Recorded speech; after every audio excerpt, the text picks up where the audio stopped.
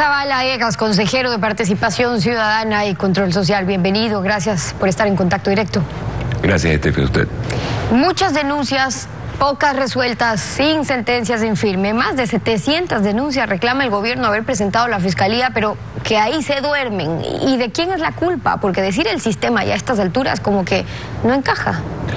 Hay un tema central, Estefi, que la ciudadanía todavía, las autoridades todavía no se han percatado, que es que la Fiscalía como institución o institucionalmente está rebasada por la cantidad de denuncias de corrupción y de informes de responsabilidad penal que salen de la Contraloría General del Estado.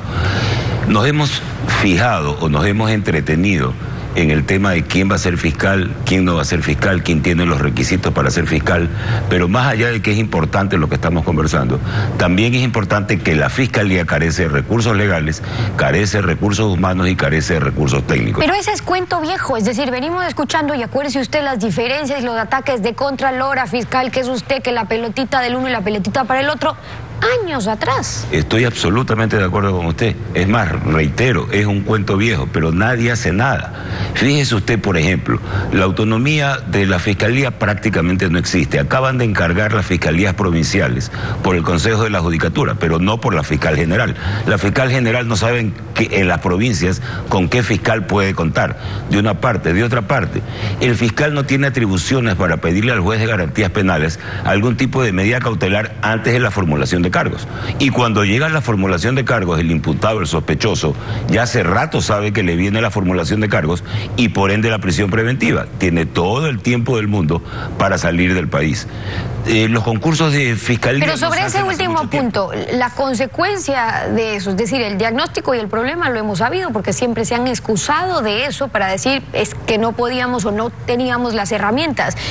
El resultado, varios exfuncionarios, incluso el anterior gobierno, están siendo juzgados, es cierto, pero muchos fugados a vista y paciencia de la justicia, porque sí, es el debido proceso y es el debido proceso. Si no hay orden de detención, nada pueden hacer. Pero las casualidades, si lo queremos llamar así, es que cuando dictan ya una orden de detención o una medida, es cuando ya saben que están lejos, a buen recaudo, ya están hasta enterados cuando sale la orden para irse horas antes. ¿Cuál es el tema de fondo en ese tema puntual que usted me pone? El tema de fondo es que el fiscal en investigación previo preliminar no está facultado para pedirle al juez de garantías ningún tipo de medida cautelar, ni siquiera de tipo real, menos personal.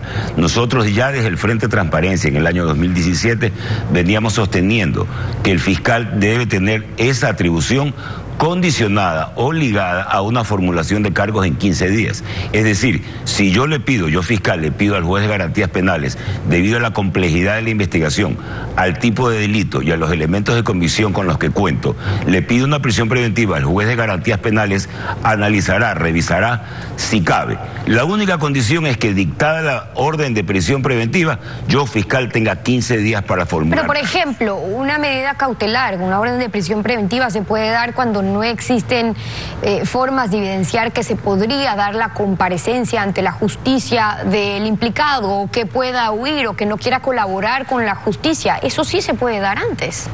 Antes se puede dar una detención que constitucionalmente tiene un plazo de 24 horas, por lo tanto tiene que irse a formulación de cargos en un plazo de 24 horas, nada más.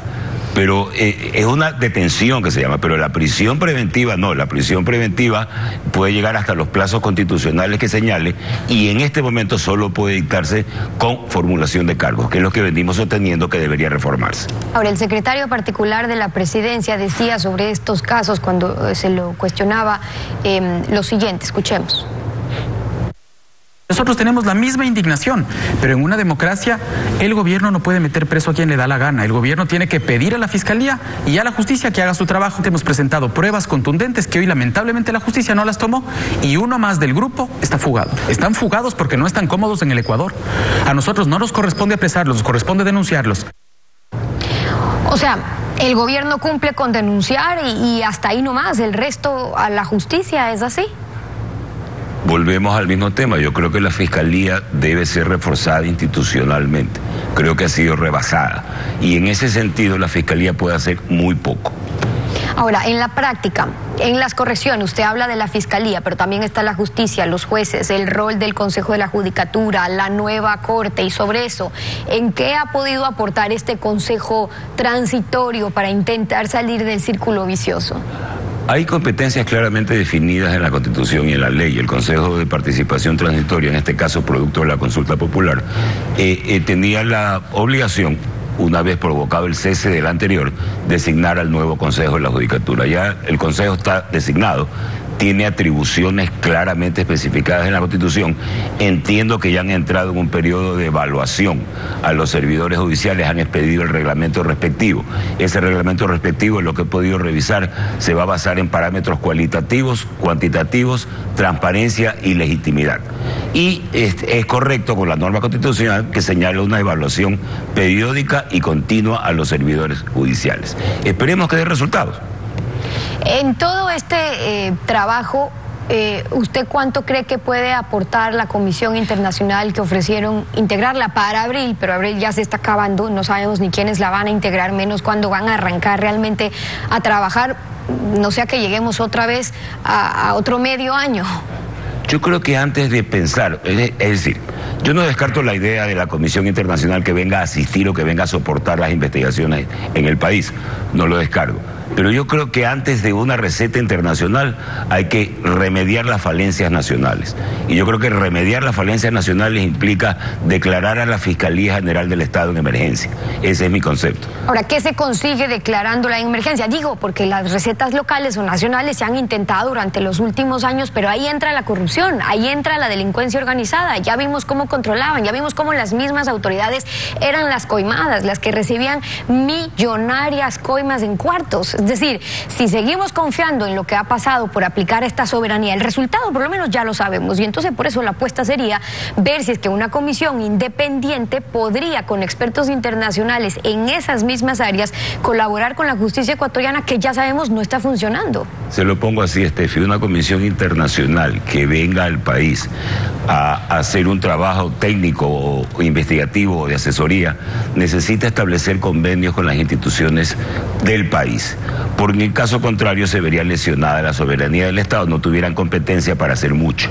Pero mientras no se reforme una fiscalía integralmente como institución, yo sostengo que no va a pasar nada más que del papel del cruce de estudios y del cruce de asesorías, nada más. Ese sería el problema, es que vengan nada más con la doctrina y la política pública que se debería aplicar, pero no en la práctica, cosa que no ha pasado en otros países cuando realmente existe también la voluntad política de que haya cambios, que no sean ofrecimientos que luego se disipan o se cambian. Por ejemplo, de eso también ya hemos visto, y pregunto, ese frente de transparencia, el que presidía Rosana Alvarado, que usted también lo integró en el 2007, ¿cumplió su fin o en qué aportó? Porque la idea era presentar un programa que se concrete en política pública, en reformas legales. ¿Cuánto se ha podido acoger o cuánto han acogido hasta ahora de lo que ustedes recomendaron? El trabajo de recomendación final del Frente de Transparencia se entregó, si mal no recuerdo, en diciembre de 2017 en Carondelet. ¿Dónde está ese documento? ¿En qué tercer cajón? ¿De qué cuarto escritorio? ¿De qué segundo cuarto se encuentra? No me pregunte.